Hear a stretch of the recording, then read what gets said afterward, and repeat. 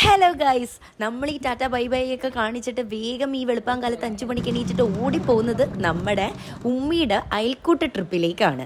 സംഭവം ഞങ്ങൾ എല്ലാവരും ബ്രേക്ക്ഫാസ്റ്റ് ഒന്നും കഴിക്കാണ്ട് വെളുപ്പാങ്കാലത്ത് എണീറ്റ് ഓടിയതാണ്. സോ ഇടയ്ക്ക് വെച്ചിട്ട് ബ്രേക്ക്ഫാസ്റ്റ് ഒക്കെ കഴിച്ച് നമ്മൾ നേരെ പോയത് കൊല്ലത്തുള്ള സാമ്പ്രാണിക്കുടി എന്ന് പറയുന്ന ഒരു സ്ഥലത്തേക്കാണ്. സംഭവം എന്താണെന്നൊന്നും നമുക്കറിയില്ല. പക്ഷെ ഞങ്ങൾ അവിടെ എത്തിയപ്പോൾ ഒരു ബോട്ടിൽ എൻ്റെ ഉമ്മി ഭയങ്കര കലിപ്പിലാണ്. സംഭവം ഉമ്മിക്ക് മാത്രം ജാക്കറ്റ് കിട്ടിയില്ല. ആകെ 7 പേർക്ക് മാത്രമേ ജാക്കറ്റ് ഉണ്ടായിരുന്നുള്ളൂ. അപ്പോൾ അങ്ങനെയാണെങ്കിൽ എല്ലാവരെയും കയറ്റിയത് എന്താണെന്നൊക്കെ ചോദിച്ചിട്ട് ആൾ ഭയങ്കര കലിപ്പിലായിരുന്നു. സംഭവം ആദ്യമായിട്ട് കയറുകയാണ്. അതിൻ്റെ ഒരു എക്സൈറ്റ്മെൻറ്റും ടെൻഷനും ഒക്കെ ഉണ്ട്.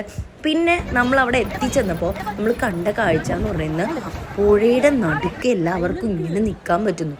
ഒരുമാതിരി യക്ഷികളൊക്കെ പോലെയൊക്കെ നമുക്ക് ഫീൽ ചെയ്യും. നമ്മളിങ്ങനെ പുഴയുടെ മുകളിൽ കൂടെ ഇങ്ങനെ നടക്കുക. നമ്മുടെ ചുറ്റും നമ്മൾ നോക്കിക്കഴിഞ്ഞാൽ പുഴയാണ്.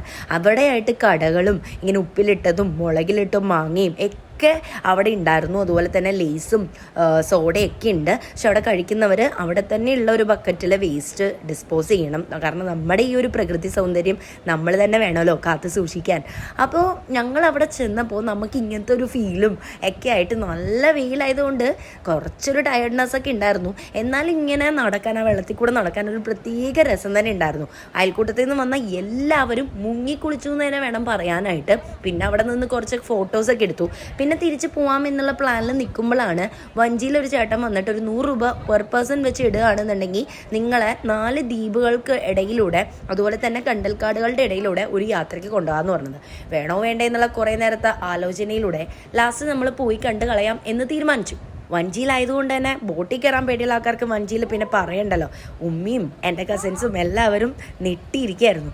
പക്ഷേ ഈ കണ്ടൽക്കാടുകളുടെ ഇടയിലൂടെയുള്ള ഒരു യാത്ര പറഞ്ഞറിയിക്കാൻ പറ്റാത്ത അത്ര നല്ല രസമായിരുന്നു. ഇനി ഈ പോകുന്നിടയിൽ ഞാൻ ഈ സ്ലോ മോഷനിൽ കാണിക്കുന്നത് ചെറിയ ചെറിയ മീനുകളില്ലേ, അവർ നമ്മുടെ ബോട്ടുകളുടെ ഇടയിൽ കൂടി ഇങ്ങനെ എടുത്ത് ചാടുന്നതാണ് കേട്ടോ. ഇത് കണ്ടപ്പോൾ എനിക്ക് കൽബ് സീനിൽ ഡോൾഫിനൊക്കെ നമ്മുടെ ചുറ്റിരുന്ന് ചാടുന്ന ആ ഒരു ഫീലാണ് തോന്നിയത്. ഇത് കഴിഞ്ഞ് നമ്മൾ അടുത്തൊരു ഡെസ്റ്റിനേഷൻ പോകുന്നുണ്ട്. ആ വീഡിയോ അടുത്തയിലിടാം. അപ്പോൾ എല്ലാവരും ലൈക്ക് ചെയ്ത് സപ്പോർട്ട് ചെയ്യണേ.